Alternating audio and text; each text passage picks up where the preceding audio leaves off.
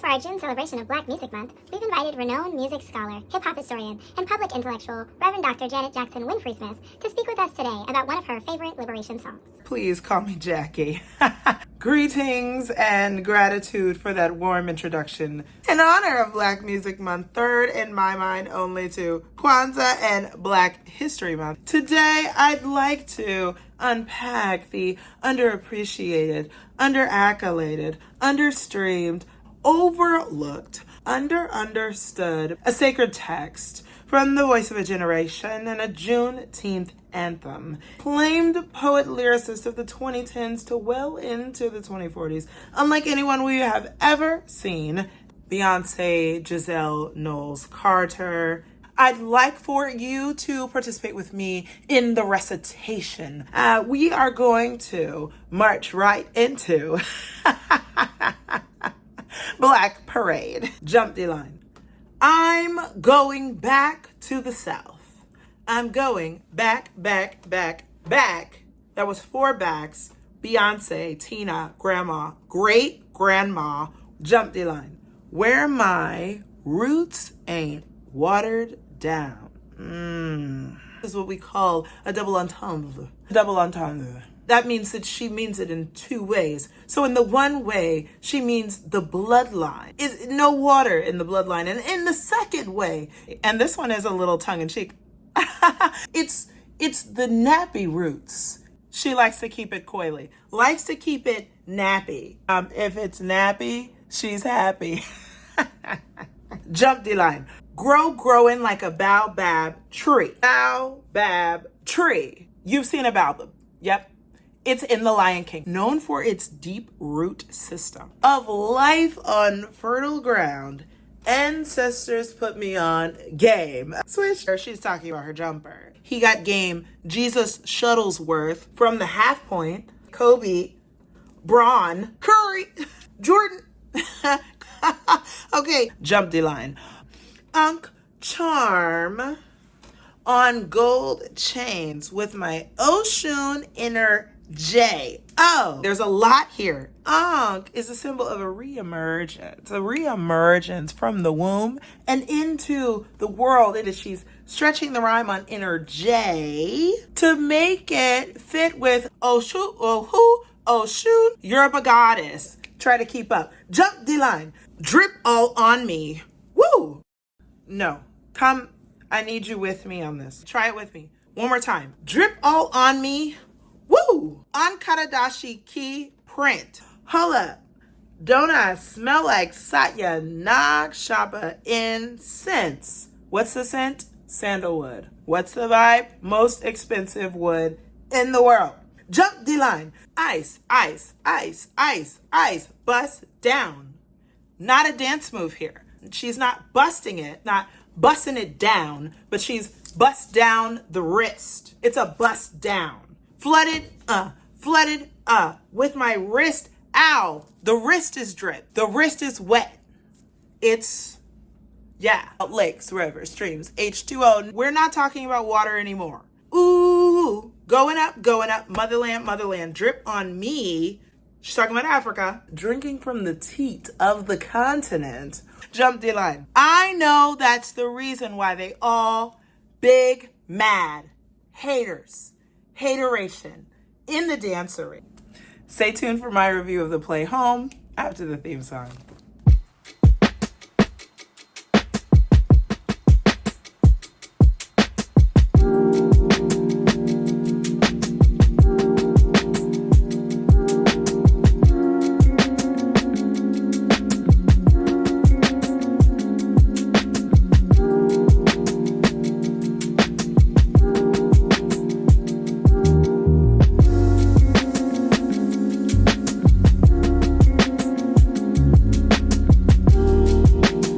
Hey there, Black Stars. My name is Anastasia X. I love art almost as much as I love Black people, so I started Black Star Reviews to shine a light on the work of Black creatives in New York City and beyond. This is our 17th episode, and we are reviewing Home, which was written by playwright Samm-Art Williams in 1979 and revived by the Roundabout Theatre in 2024.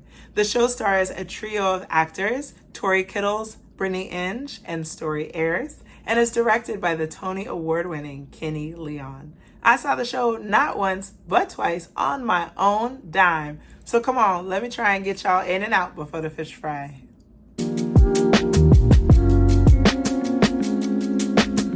4 days before this first Broadway revival production of Home took the stage, the playwright Samm-Art Williams transitioned from elder to ancestor. Every Black Star review begins with a dedication, and it feels fitting to dedicate this episode to the legendary and prolific Samm-Art Williams. First of all, if people write even a tenth of the nice things they say about Samm-Art as they do about me, I will have a smile on my face in my casket when I go. Eric McMillan McCall, the founder and CEO of Project One Voice, rounded up a series of tributes for Samm-Art that were published on AmericanTheater.org. You know the part in a funeral when they ask if anyone wants to share a memory? Each of the tributes on AmericanTheater.org was so intimate and illustrative that scrolling through almost felt like being in a pew at the memorial. And I don't know if you've ever attended a funeral on accident, like I have. But then as now, I felt a little left out that I never got to meet this man who changed so many lives, including the direction and trajectory of his own. Samm-Art was born Samuel Arthur Williams in Burgaw, North Carolina in 1946. And his mama, Valdosia, was a high school English teacher, so it's no surprise that he ended up at the esteemed institution Morgan State University as a poli-sci and psych major. Does it seem that he used those degrees? Nope.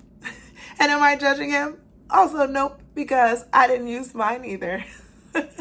After Morgan State, he moved to Philly and then to New York. Now this man, Samm-Art Williams, was 6'8", and he was not much for sports, but they say he used to spar with Ali, as in Muhammad Ali, to help him with his left. But they also say he was a gentle giant and one of the kindest men you'd ever know. And humble too, because he'd tell you that he was just a country boy, just a coon chasing possum eating man from the backwoods of Burgaw, North Carolina. But that ain't it. He was an executive producer and writer for shows you know, hanging with Mr. Cooper, Fresh Prince of Bel-Air, Martin, and Frank's Place. When he felt he'd made a name for himself, he set his sights back on North Carolina, and he drove home from Los Angeles in a Rolls Royce. Once he got home, he taught theater at North Carolina Central University, another HBCU, and he passed away in May of 2024 in his birthplace of Burgaw. We dedicate this episode to a man who could do both, throw a punch and give a hug, write for stage and for screen. He could make it in the city, but he never left his roots. Thank you, Samm-Art, for the stories you shared and your mark on Black art. This episode is for you.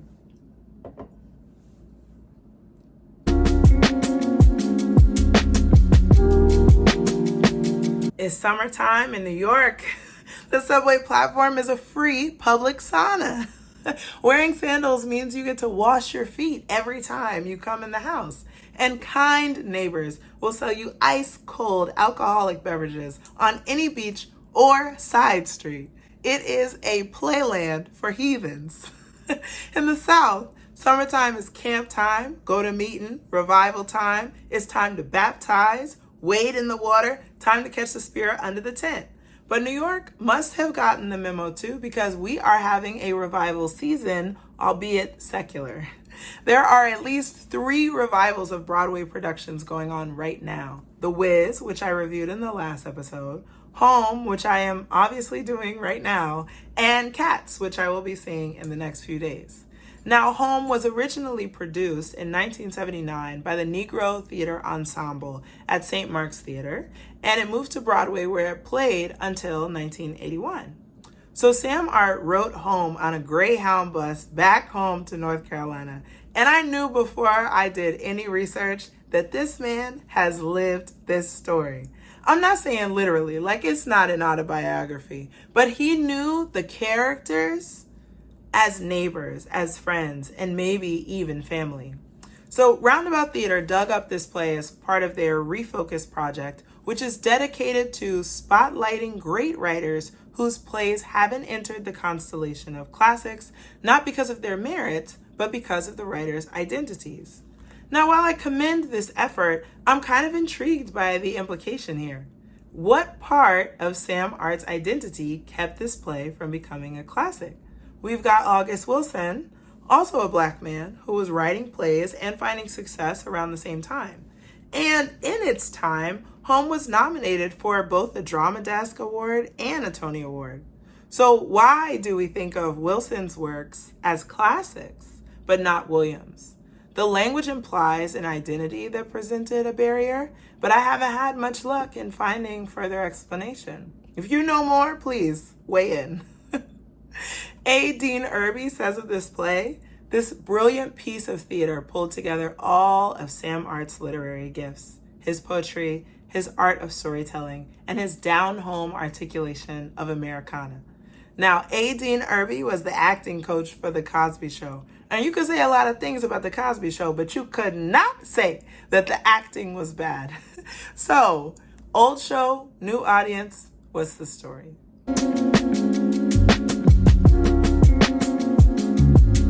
There are only 3 actors in the show. A man to play Cephas Miles, and 2 women who swap between all of the people who come in and out of Cephas's life. You could read a lot of different summaries of Home on the internet, some long, some short, but here is the no spoiler Black Star take. Home is the story of Cephas Miles, a man born to generations of farmers in Crossroads, North Carolina. He lives a simple life and he is happy. He works hard on the farm and he plays hard at the weekly fish fry. He falls in love with his high school sweetheart, Patty Mae, and she breaks his heart when she leaves the dusty Crossroads for a college education. Life isn't easy, but he makes do, and he's not the least bit tempted to escape to the city, even as his age mates begin to leave. Despite his best efforts, he ends up in the city anyway. He serves 5 years for evading the Vietnam War draft, and his political stance leaves him no longer welcome in the only home that he's ever known. But the city is no place for him. No place for a country boy, an honest man, and a convicted felon. He's a hard worker, but he can't find work. He's a loving man, but the women in the city say there can be no love without money. He calls God, and God is on vacation in Miami. Cephas swings hard, trying every way he knows to reinvent, to bite off just a piece of the city, and he ends up in the gutter as if he tried nothing at all. God is still on his vacation. When Cephas is nearing the end of his rope, a surprise comes his way, an invitation to come back home. After 13 years, he makes the trip back to North Carolina on the Greyhound bus, and Cephas returns to Crossroads to find some things changed for the better, some exactly the way that he'd left them, and his deepest wish come true.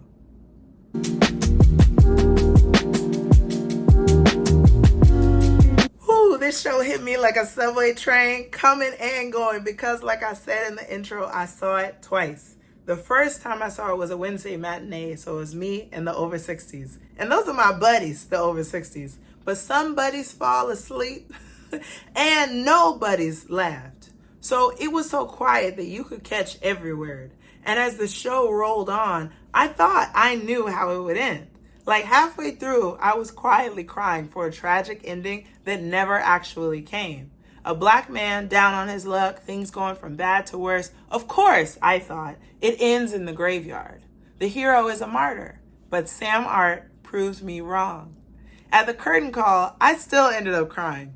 But it was actually for the happy ending that I couldn't have seen fit to conjure in my own imagination. The hero lives and the hero loves. And as much as I pushed for Black joy and Black liberation, this story shone a flashlight on the corners of my mind, the places where I still have to actively decolonize. Every Black story don't gotta be a sad one. At some point, we are supposed to overcome. When I saw the show for a second time on an 8 p.m. Pay What You Wish community night, I was in colored company and we had a good old time. I knew what was going to happen. the highs of Cephas's life as well as the lows, but I still cried at the same parts. What I found moving was the language, the inversion of the Great Migration, the elements of war, and the thoughtful intention that went into this revival. First, the language. I filled a whole page, not my little notebook, a full page with perfect strings of sounds from this show. Some were snapshots of life that I've seen in my childhood or in family photo albums or just in related texts. Growing snap beans so other people can eat steak while he eats grits and red-eye gravy. When you hold a plant, you can feel the heartbeat of God. I got religion last night at revival meeting. If you cussin', do it right and it won't sound nasty. Rice paddies, jungle, the living be damned. Mosquitoes, big as turkeys, sound like an airplane when they land on you. Dead promises of the wonderland. Babies and packages and suitcases filling the hands and arms of the prodigal children. The red satin could never replace the soft calico. Can't even buy a good mule anymore. 2 pecan pies with lots of butter. Welcome home. I bought 2 copies of the script because the language, oh my God. One to take home so I could revisit it anytime I wanted, and the other to share with somebody that I love. Then there's the Great Migration. In school, maybe 3rd grade, we read City Mouse, Country Mouse. It's an Aesop fable. So the city mouse goes to visit her country cousin. She nibbles on the simple foraged food at her cousin's house, and she tells her country cousin, "Oh, you must come visit me in the city. It's luxurious. We have pigs in blankets and pizza by the slice. We sip our bubble teas on the rooftop. You'll see what you're missing." So both mice, they head back to the city together, and they arrive in a banquet hall with all that the city cousin has promised. And just as they're about to wrap their lips around a pig in a blanket, a cat comes in, and all the mice have to scatter. The country mouse tells her cousin, "Girl, you stay out here if you want to, but I'll trade bubble tea and rooftop bars to be safe out in the sticks." So this story is supposed to make you feel grateful for what you have. Aesop's whole moral is to choose security over luxury. But this story always had the opposite effect on me. Just looking at the illustrations in the book that we had at school, the city mouse had a little hat to match with a little bag. She had a little spectacle. The country mouse was just naked. And I liked the idea of a banquet, even if you had to scramble from time to time. And I knew then I wanted to be a city mouse. And look at us. I did it. But man, this play reminded me the city will bump and grind you to a fine dust. In Stevie Wonder's song, Living for the City, the boy from Hard Time, Mississippi gets locked up on his very first day here, and he spends the rest of his life shuffling around on gritty feet. You can call me an alarmist, but the truth is, if you can't make rent, you on the street. It smells up here. The subway is an iron dragon breathing hot fire on you in the dead of July. And some people don't want to get to know you. They just want to use you. It's unlikely that anyone will ever slow things down for you. So your only choice is to keep up. I quite literally had my cousins up to visit and they asked me, "You gonna live like this forever, cuz?" Riding subways, living in a box, pretending not to see the unhoused. It feels normal until you're reminded that it very much is not. I can only imagine how what I see as a luxurious life, a banquet, must look to them. When I read Isabel Wilkerson's nonfiction account of the Great Migration and The Warmth of Other Suns, I saw the migrators, the people who went north, as the heroes. And vainly, I saw myself in continuation of that esteemed tradition. I even went so far as to wonder, what would be the trait that would drive one sibling north while another stayed in the south? And how might these branches of the family tree grow more distant as this trait bore fruit in generations to come? I'm ashamed. As I read it, the narrative of the Great Migration is, there was no hope in the South. Some of us went north to Detroit, Chicago, LA, and New York for better opportunity. We made a way out of no way. We built cars, we invented swing dancing and jazz music, and we all lived happily ever after. But the characters in Home are a reminder that you can go and taste the city. The subway rolls. Maybe it rolls right over you. And if you decide to lose your little hat and your little bag and your little spectacle to go be a naked little country mouse, there's honor and pride in that choice too. Now, that's not a choice that I want to make today, but it's nice to know that I have it. Land, calico, firewood, pecans, drinking red cups in a parked car with all the doors open, chili made with deer meat, June bugs hissing on the porch, gas station iced tea and boudin, wild hogs and tall grasses, every uncle insisting his catfish is supreme, and tiger's blood snow cones dripping on bare feet and pavement. It's hard to tell where Williams' home ends and mine begins. It's a crisp familiarity that I can fold up and put right next to my heart in the front pocket of my little country overalls. And there's a war going on in the background of this show, as well as in the background of our lives right now as I'm recording this. John Legend and the Roots covered Bill Withers' I Can't Write Left-Handed about a man who loses the use of his right hand after being shot in Vietnam. He's asking the listener to write a letter to his mom so that she can keep his little brother from ever having to see the war. Now, mine is a military family. We have Purple Hearts and all kinds of medals, and everybody is buried in the veteran cemetery. War is hell, and Vietnam ravaged Black families. Cephas is the only one of his friends to survive, and that's only because he evaded the draft. Everybody in my family came back, and I'm not going to tell all their business on the internet, but they did not come back the way that they left. And that's enough to make me cry if I let it rest on me in the way that home did. Finally, there's the intentionality of the revival. When I got to my square box apartment and read the script, I was surprised. There were virtually no changes between the version that I saw in 2024 and the original 1979 text. In all fairness, I gave The Effect and The Wiz a hard time for their underdeveloped adaptations from the original productions. And you can watch those episodes to, watch me break that down. But this play, Home, is an example of a story that doesn't need adaptation. They didn't have to add cell phones and update the war from Vietnam to Iraq to make the story relevant. It's timeless.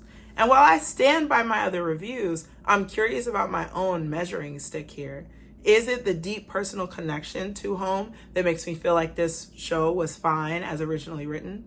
And in another 40 years, how will audiences receive this show?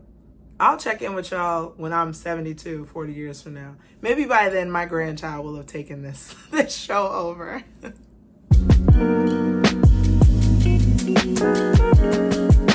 The 2024 revival of Samm-Art Williams' Home gets 5 black stars from me. It's beautiful. It moved me. It is a blackety black story. I recognize the characters, their choices, and their struggles, and I want their happy endings to be my own, to be our own. Still processing, a New York Times podcast that I have mentioned on my channel before has an episode where they argue, not that anybody was arguing back, that Montel Jordan's very famous song, This Is How We Do It, is a country song because it expresses love and respect for Montel's hometown of South Central LA. So Wikipedia says that country music is defined as primarily focused on singing stories about working class and blue collar American life. This Is How We Do It does that. Home does that. This show is Black Americana. And in that way, it reminds me of Beyonce's Cowboy Carter. It's an ode to where we came from, a reminder of what we've been forced to give up, and an invitation to reclaim what will always be ours.